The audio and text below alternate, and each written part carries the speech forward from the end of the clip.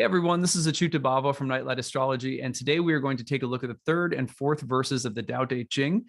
This is the second part of a series that I'm doing on this classic sacred text. I highly recommend that you check out the first part of this series that I did last week if you want some background on this text, why we're reading it, how we're approaching it, and so forth.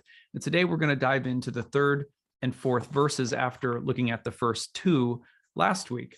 Also, don't forget that the text that we're using is the Tao Te Ching translated by Jonathan Starr. This is part of the Tarcher Cornerstone Editions series.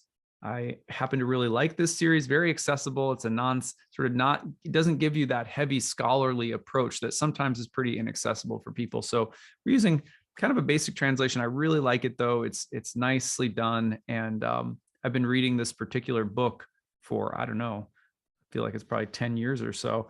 Anyway, so we're going to take a look at the third and fourth verses and just offer some reflections on them today. This is something that I turn to very regularly as a part of my own daily spiritual practice alongside of the texts of my own Bhakti yoga tradition. Of course, those are sort of primary in terms of where I align with my personal beliefs, but I find the Tao Te Ching nothing but complementary to most of everything that I do. So I hope you guys will enjoy this as well. I have a presentation I'll put on the screen. If you're watching on a larger screen, that way you can read along with it if you want to. But these are just excerpts from the text. Okay, so let's dive in. Verse 3, putting a value on status will cause people to compete. Hoarding treasure will turn them into thieves. Showing off possessions will disturb their daily lives. Thus the sage rules by stilling minds and opening hearts, by filling bellies and strengthening bones. He shows people how to be simple and live without desires, to be content and not look for other ways. With the people so pure, who could trick them? What clever ideas could lead them astray? When action is pure and selfless, everything settles into its own perfect place. And then verse 4, and then we'll go back to the first one. Verse 4, Tao is empty, yet it fills every vessel with endless supply. Tao is hidden, yet it shines in every corner of the universe. With it, the sharp edges become smooth. The twisted knots loosen. The sun is softened by a cloud. The dust settles into place. So deep, so pure, so still. It has been this way forever. You may ask, whose child is it? But I cannot say. This child was here before the great ancestor. Beautiful couple of verses today. Let's start by offering some reflections on the third verse.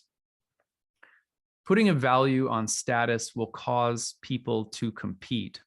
We're going to read it over again. Hoarding treasures will turn them into thieves. Showing off possessions will disturb their daily lives.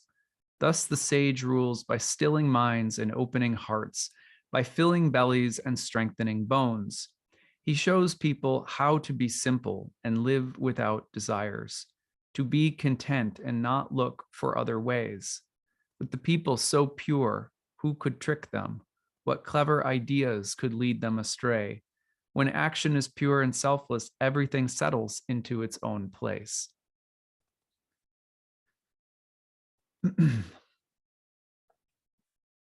Its own perfect place, I should say. So a few thoughts on this verse. I love certain details about this verse that come to my mind. One of them is that in the early going of the verse, you might think that this is a verse that is anti-status. In other words, status is not a good thing. Treasure is not a good thing. Possessions are not good things. But actually, if we read a little bit closer, it's not quite saying that. It's saying not that status doesn't exist in this world, that it isn't a part of what we may naturally notice or observe in our human experience, that there is a way in which status is a part of how we see and experience things. But he says putting a value on status, putting, not that status doesn't exist, that putting any kind of additional glossy, sparkly value on it is what causes people to compete. For example, there are people who can run much faster than I can, and it's impressive to see people who can run like the wind. I mean, I remember being a little kid at school, and there were certain boys and girls who could run just way faster than I could. And I remember being appreciative of it, right? Up until the moment that I remember this one little boy being like, I can run faster than everyone. Then all of a sudden it was a competition. Whereas in my natural, innocent childhood state, seeing people run faster than me, at least for me, I'm not saying it's this way for everyone, without anyone putting a value on the fact that someone could run faster than me, was something I could actually appreciate and find beautiful. Wow, look at how fast that person can run. They can run like the wind. I think with this verse, one of the things that this verse reminds me of is that there are lots of distinctions in the world, people who are really good at things or who accomplish things and so on and so forth. It's when I put some kind of additional value on a status distinction that jealousy, envy, competition seem to sneak in. Whereas natural differences in aptitudes, behaviors, skills, abilities are going to exist. But what kind of value do I place on them? If I don't give them any additional value and I just simply appreciate them for what they are, competition doesn't really rise up in my heart. And I think that's an important distinction because some people, again, may read this. I remember when I first read this verse, I really thought it was saying their status is a bad thing. It should be anti-status. And the Tao Te Ching is never really anti anything. Next verse is very similar. Hoarding treasures will turn them into thieves. It's not saying treasures don't exist or that you won't have things that you treasure. The next verse says something similar about showing off possessions. Hoarding treasures, showing off possessions. Hoarding a treasure is different than being anti-treasure. Having a possession, showing off a possession, right? That's different. It's a different teaching here than getting rid of your possessions. So hoarding a treasure, what does that mean? I think it means sitting on it like a greedy dragon. The dragons often sit on top of wealth and guard it with their lives and will kill people. There's a sense of this is mine and nobody else's, clutching with some greedy eye for someone else who may try to take it or have it or something, storing them up, sitting on them with some kind of greed. It attracts thieves and it turns people into thieves. This is one of the core lessons of the book and the films that came out. The Hobbit, the dwarves become greedy with their gold in the mountain, and it attracts a dragon, a thief who steals it. And then the dragon sits on it and attracts Bilbo, who is a thief, a burglar. And he steals something and on it goes. So hoarding treasure, not the same as saying that there are no such thing as treasures or that treasures are an illusion or that you shouldn't have them. It's about how you have them. Same thing with possessions. Showing off possessions will disturb people's daily lives. So if you have something, it's like, be careful about showing it off because it'll disturb you and it will disturb others. It's not that you can't have something or that you don't have things or that there aren't things that are not beautiful. It's about what we do with them. And that's a big distinction. It would be unnatural, similarly, I think, and there's many other places like this in the Tao Te Ching that I think allude to this. It would be unnatural to try to eliminate things just because they can become problematic. For example, let's just say, I've had conversations with people in my family and extended family who are alcoholics in recovery. I don't know if that's the appropriate phrasing, but I believe that's right. So one of the things that would be said is like, I can't eliminate alcohol from the world. I can't bar other people from having it or having a relationship with it that maybe I can't handle. But so I just have to live with the fact that some people may have a healthy relationship with something that I can't because of the way that I'm wired. Right. So there's a way in which part of the training, as far as I've understood it, of 12-step programs is really about saying, I can't try to eliminate the problem once and for all. I have to take it day at a time, and I have to also allow for other people to be in their own lane as I'm in my own. There's something about the Tao Te Ching that is constantly like that. Is it bad? Is there such a thing as status, treasure, and possessions? Yes, there are. It's what value we place on them, whether we hoard them or whether we show them off, that really determines whether these things will be the source of poison and problems. So going on, the sage rules by stilling minds and opening hearts, by filling bellies and strengthening bones. First of all, I think it's important to recognize that in the ancient world, for as many problems as it had, one thing that we know is that there was more of an emphasis on sage wisdom and philosophy having an influence on the ruling class.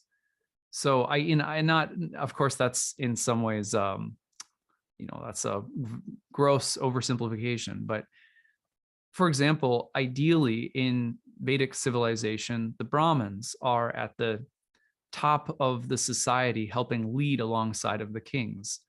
And I'm not suggesting that we return to something like that, but I think it's important to recognize that the Tao Te Ching is giving us advice that, I mean, if there's anything that could attract me back into the political arena at this stage in my life at all, it would be seeing the ruling class in our society, let's say, start to adopt or embrace or speak openly about perennial spiritual wisdom when it comes to making decisions, leading, and uniting diverse people with diverse opinions and interests. At any rate, I think it's interesting here that you have advice for people who are leaders. The sage rules by stilling minds and opening hearts, by helping people calm the mind and open the heart simultaneously. We're not talking about a cold, mental, calculated form of control. We're talking about a quiet mind and an open heart. And also by filling bellies and strengthening bones, a simple way of saying, let's make sure that everybody's needs are basically met and that we encourage a culture in which a quiet mind and a big open heart are encouraged.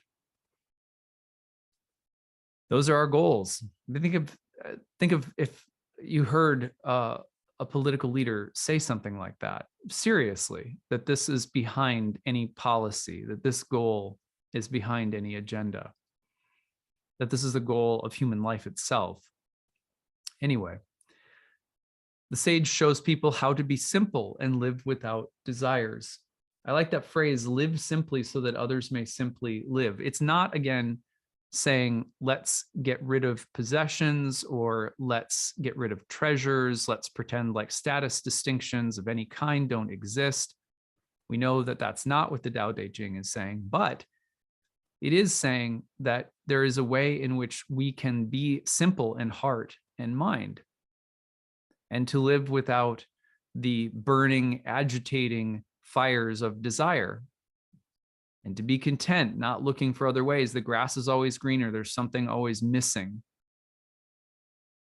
One of the best ways for everything to fall into its own place and to have its own unique, perfect value, no matter what the distinctions may be superficially, is for people to live with an open heart and a simple acceptance of whatever is, even delighting in and taking joy in what is.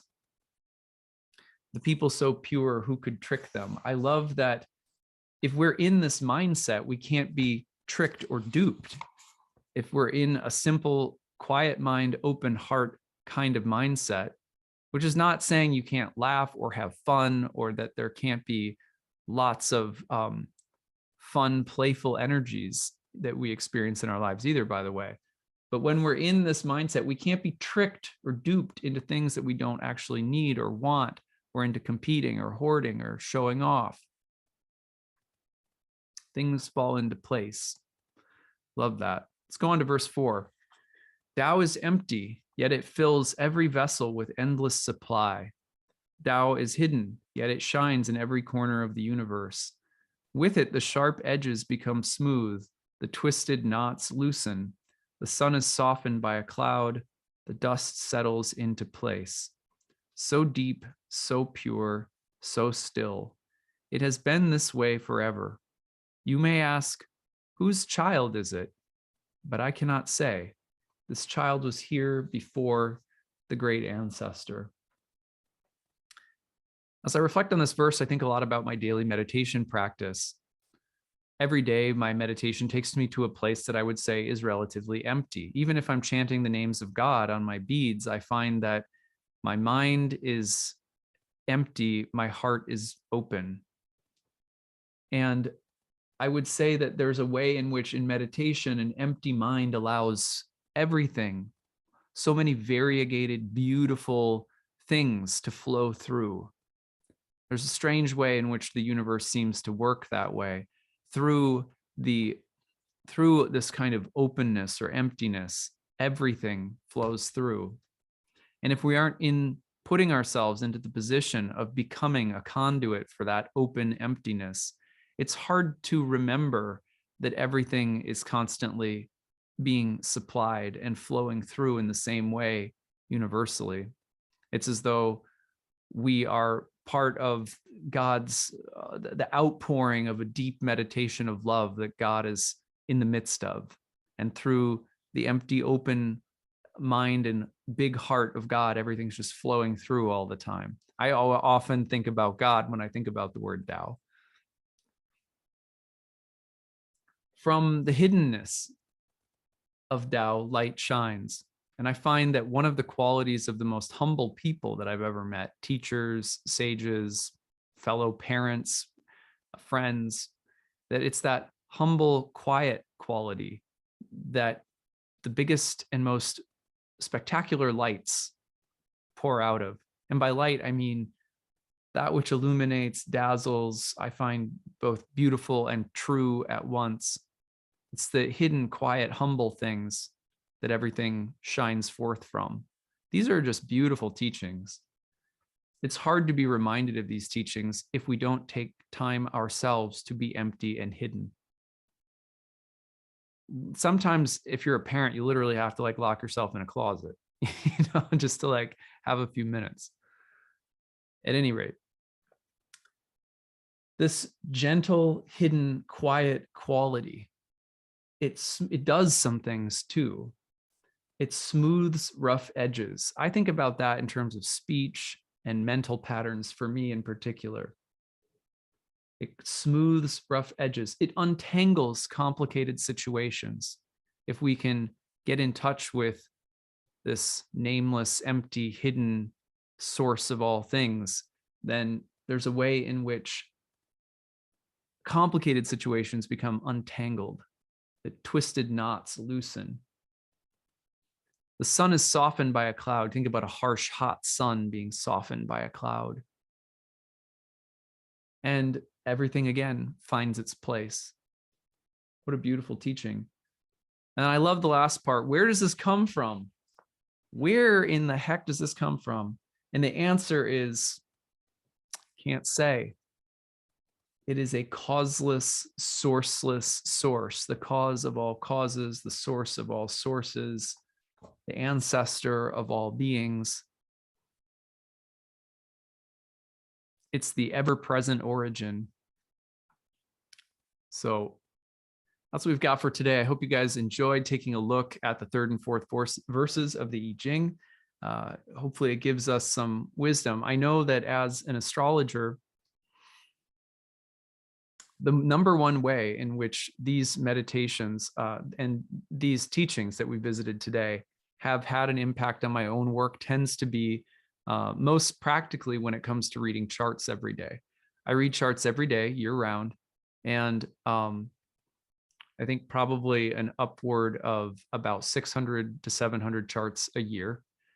And every time that I sit down, if I want to experience a moment in which real divination happens, which means the chart somehow speaks and it gives the client something to take home, an insight, a nugget, a truth, an experience that sparks something spiritually, that as the reader, I have to be in a place that's quiet-minded and open-hearted at the same time.